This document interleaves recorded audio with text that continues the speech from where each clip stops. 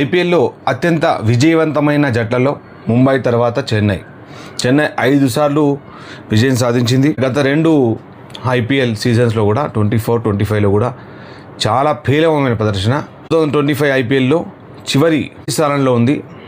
ఎప్పుడు గట్టి పోటీదారుగా ఉండేది. మహేంద్ర సింగ్ ధోని క్యాప్టెన్సీ లోపల.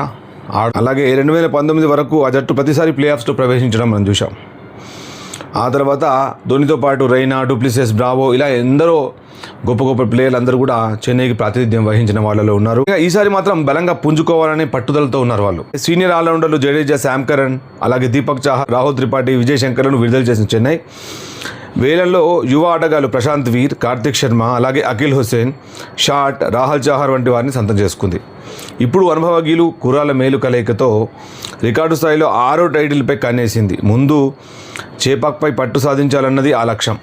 వాళ్ళ బలాలు ఏంటంటే ముఖ్యంగా చెన్నైకి అతిపెద్ద బలం కుర్రాలతో నిన్న బ్యాటింగ్. అలాగే సిఎస్కే వర్ధమాన బ్యాటర్ల వైపే మొగ్గు చూపుతుంది. అలాగే కెప్టెన్గా కొనసాగుతున్న రుతురాజ్ గైక్వాడ్ అతను మాత్రం ఐపీఎల్లో విరగదీస్తాడు. బట్ ఇంటర్నేషనల్ మ్యాచ్కి వచ్చే వరకు అర్పించుకోలేకపోయాడు. చివరిసారి ఒక సెంచరీ కొట్టాడు వన్డేలో. ఆ తర్వాత ముఖ్యంగా అందరి గురించి మనం మాట్లాడుకోవాలని ఏంటంటే T20 వరల్డ్ కప్ 2026 లోపల player of the tournament Sanju Samson. ఇదే వాళ్ళ బలం. మరి సంజు శాంసన్ అద్భుతమైన ఫామ్లో ఉన్నాడు. ఆయుష్ మాత్రే, ఉర్విల్ పటేల్, బ్రేవిస్, ధోనిలతో లైనప్ బలంగా ఉంది. మరి ధోని మునుపడంత బలంగా కనిపించట్లేదు, బట్ టీంలో ఉంటాడు.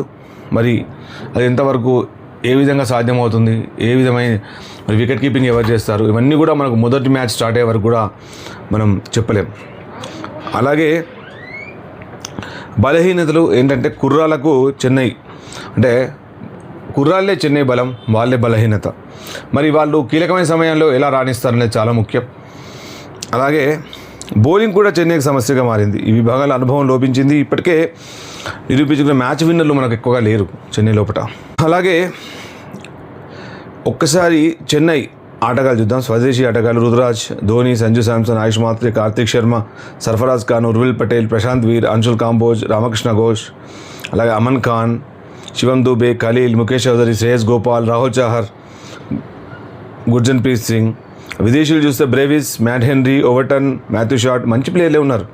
Fax, Noor Ahmad, Spencer Johnson, Akeal Hosein వీళ్ళు చాలా కీలకం. ముఖ్యంగా సంజు శాంసన్ చాలా కీలకం. బ్రేవిస్, నూర్ అహ్మద్ అంటే దూబే అంటే వీళ్ళందరూ కూడా అంటే ఎవరు అంటే ముఖ్యంగా విదేశీ లోపల 4 ప్లేయర్లు మనం తీసుకోవాల్సిన పరిస్థితి ఉంటుంది. సో మ్యాక్సిమం మనం 4 తీసుకోవచ్చు. ఈ 4 లోపల ఎవరు ఉంటారు అదే చాలా కీలకం. సో మరి చెన్నై ఏ విధంగా ఆడుతుందని మీరు ఊహిస్తున్నారు? కమెంట్ చేయండి, షేర్ చేయండి.